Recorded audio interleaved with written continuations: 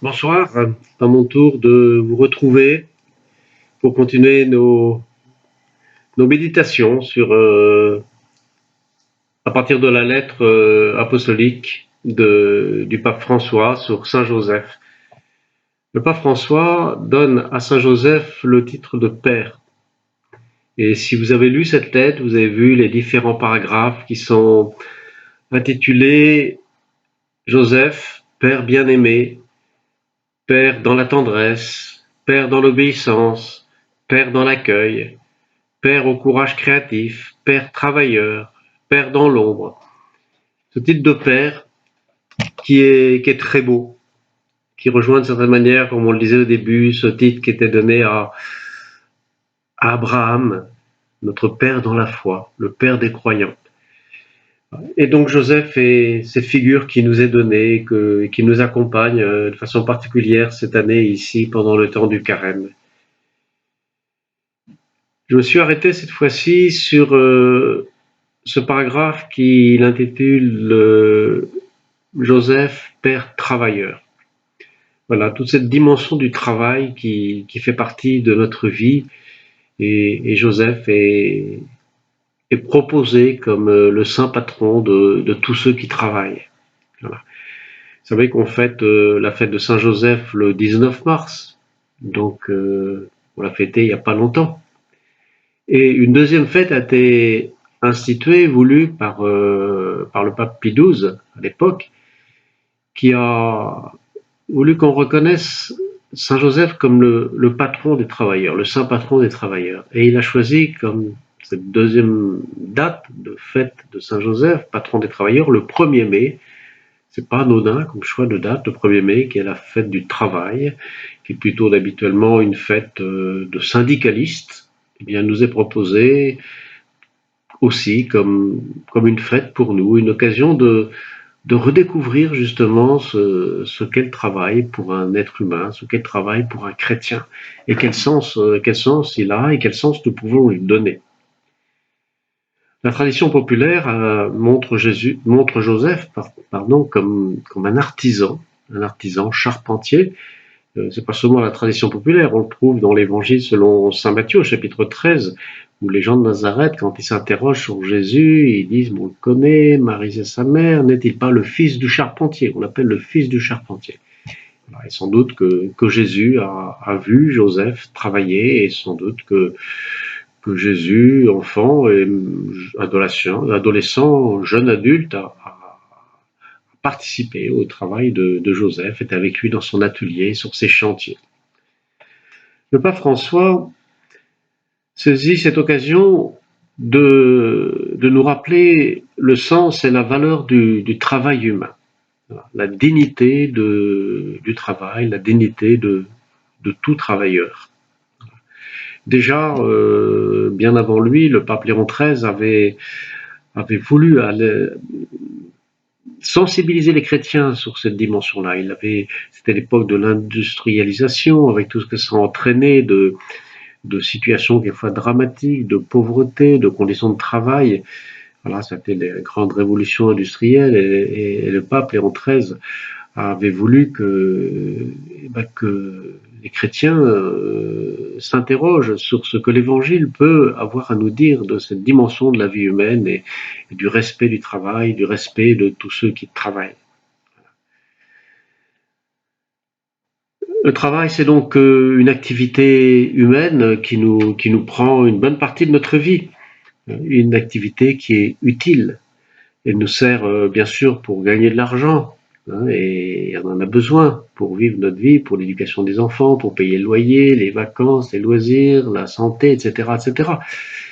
Et le travail apporte plus ou moins d'argent selon les métiers que l'on exerce.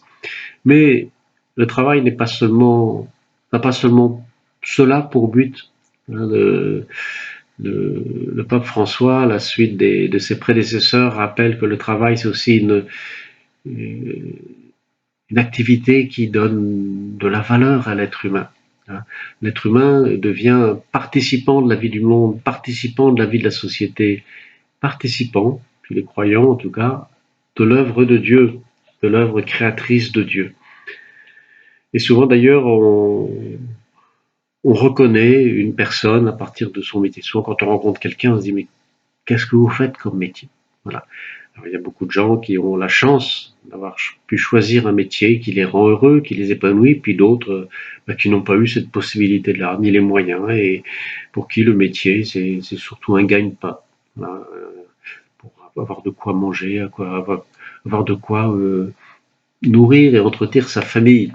Mais même dans ce cas-là, ce travail a une valeur, il est utile aux autres, utile à la société. La valeur d'un travail ne tient pas au prestige qu'il a. Avec le confinement, avec la pandémie, on s'est aperçu que tous ceux qu'on appelait les travailleurs du second rang étaient infiniment nécessaires, utiles, indispensables. On a redécouvert la valeur du travail des caissières, des éboueurs, de plein d'autres métiers, voilà, qui sont très peu payés, qui sont souvent mal valorisés et qui sont tellement utiles, tellement nécessaires. Il peut y avoir tellement d'humanité. Ils sont au service aussi du bien de la société, au bien de l'humanité. Vous voyez, là, tout travail est une activité qui, qui devrait et qui pourrait exprimer la dignité et la grandeur de l'être humain. Pour nous chrétiens, nous voyons aussi notre travail, quel qu'il soit humble, qu'il soit discret, qu'il soit renommé, qu'il soit caché, comme une participation à l'œuvre de Dieu. Dieu a confié sa création, il a confié le monde aux hommes, aux femmes, aux êtres humains que nous sommes. Et c'est par notre travail, quel qu'il soit, que nous contribuons à l'épanouissement, au développement, à la marche de l'humanité. Donc il y a le contenu de notre travail et aussi la manière dont nous vivons nos activités de travail. Il peut y avoir des travaux, le travail rémunéré, le métier, mais aussi le travail du bénévolat et aussi le travail qui se vit à la maison. Hein.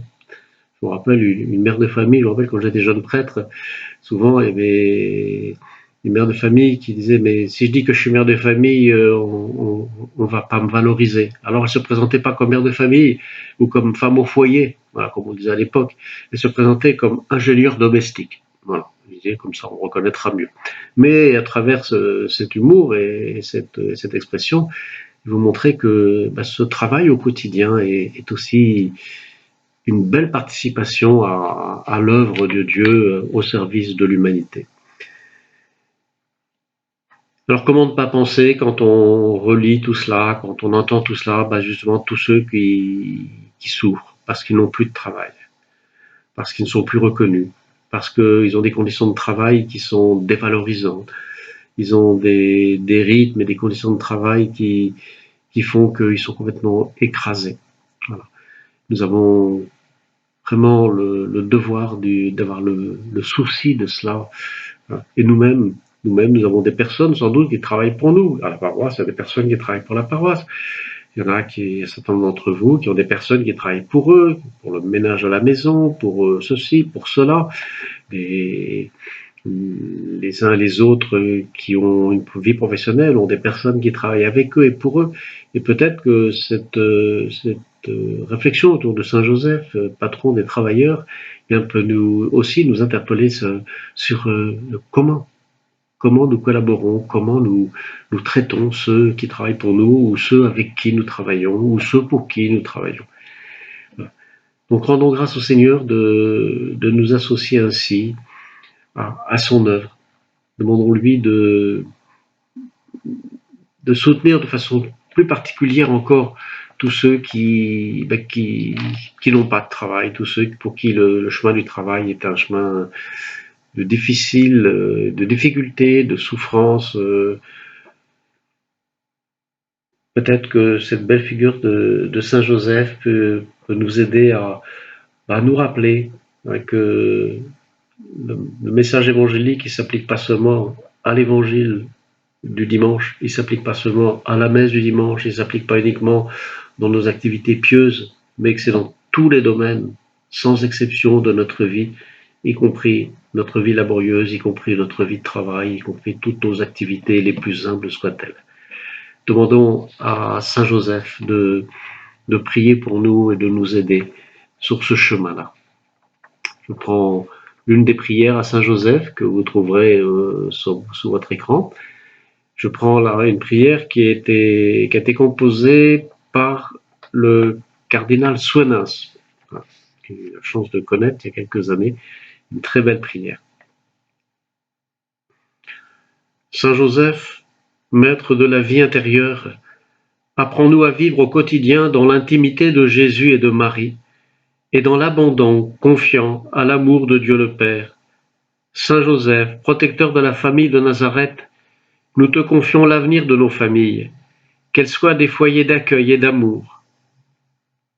Aide-nous dans l'éducation chrétienne des enfants. Saint Joseph, modèle des travailleurs, nous te confions notre travail quotidien, qu'il contribue au bien-être de tout homme. Aide-nous à l'accomplir en esprit de service. Nous te prions pour toute personne à la recherche de travail. Saint Joseph, gardien fidèle de l'Église, à qui Dieu a confié la garde des mystères du salut, inspire les chrétiens d'être des témoins fidèles de l'Évangile, toujours et partout au cœur du monde, si douloureusement en quête de fraternité et de paix. Amen.